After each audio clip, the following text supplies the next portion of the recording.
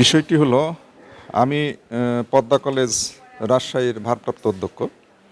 আমার আজকে 11টা থেকে 1টা পর্যন্ত মিটিং ছিল 5টা বিভাগের সাথে।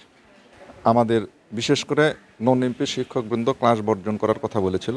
আমি প্রত্যেকটা বিভাগের আগে 6টা বিভাগের সাথে কথা বলেছি, তারপর আজকে 5টা বিভাগের সাথে কথা বলার কথা ছিল, আধা ঘন্টা করে সময়। তো সেখানে আমি প্রথমে বাংলা বিভাগের সাথে কথা বলেছি। তারা বলেছে যে আমরা সকলে ক্লাস বর্জনের করব না, আমরা ক্লাস নিয়ে অব্যাহত রেখে আমাদের দাবি দাওয়া পূরণ করব। তারপর নন এমপি শিক্ষক আরও কিছু আসে, তারা এইভাবে মিটিং করা বাধা দেয়।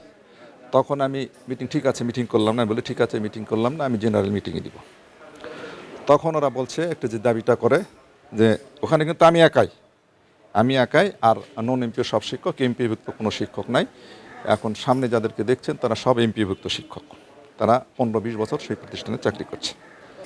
তখন তারা বলে তারা নন এমপি শিক্ষক সাধারণত কলেজ থেকে সরকার থেকে এমপিভুক্ত হওয়ার নিয়ম নাই, অনার্সের শিক্ষক ওরা সাধারণত কলেজে শিক্ষার্থীদের যেটা হয় সেইখান থেকে তারা বেতন পায়।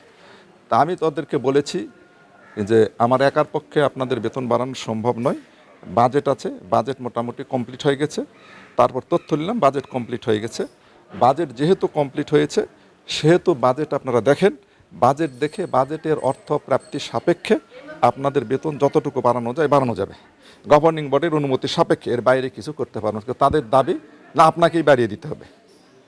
ঠিক আছে, আমি বলেছি যে বাজেট, তখন বাজেটের আহ্বায়ক যে সদস্য যে বাজেটের, সেই সদস্যকে রিং করলাম বাজেট কি, বলছে বাজেট আমার কমপ্লিট। আমি বললাম তাদের বাজেট আহ্বায়ক স্যার আছে, গভর্নিং বডি বিদ্যুৎ সেই সদস্য, তার সাথে কথা বলেন, টিচারেরা বাজেট দেখতে চাই।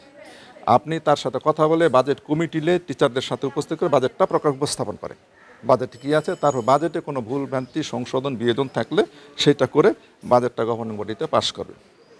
তখন আমি বলছি যেটা আপনারা কালকে আসেন, আমি বলেছি কালকে আসেন, আপনার কালকে আপনাকে বাজেট দেখাবো। ওরা না আজকেই দেখবে, আমি তখন বলেছি দেখতে, ওখানে আমার নিরাপত্তার একটু অনেক শিক্ষক ছিল, ভিডিও ক্লিপস আছে, আমি যদি ধাক্কা মেরে থেকে কিছু করে থাকি সেটা ভিডিও ক্লিপসে দেখা যাবে। ঠিক আছে না, আমি ধাক্কা মেনে যখন আমি দেখলাম নিরাপত্তাহীনতায় আমি ভুগছি, আমার কেউ নাই, তখন আমি রুম থেকে, আমার রুম ওইটায়, আমি রুম থেকে বের হওয়ার চেষ্টা করছি। এখন যখন একেবারে দেখেছি তারা একটু উগ্র আচরণ করছে, তখন আমি রুম থেকে বের হওয়ার চেষ্টা করছি। তখন আমি সবাইকে সরিয়ে দিয়ে রুম থেকে তখন পথে আমার কে ছিল না ছিল এটা আমার দেখা নেই, কিন্তু আমি রুম থেকে বের হই। তার আগে যেহেতু নিরাপত্তাহীনতা ভুগছিল সেজন্য থানাতে রিং করেছি, আমি এখানে অবরুদ্ধ করে রেখেছে, আপনি আমাকে এখান থেকে উদ্ধার করেন। তখন আমি বললাম আপনি কি, আমি পদ্মা কলেজ রাজশাহীর অধ্যক্ষ। তো ঠিক আছে আপনি ওখানে থাকেন, আমার আসছি।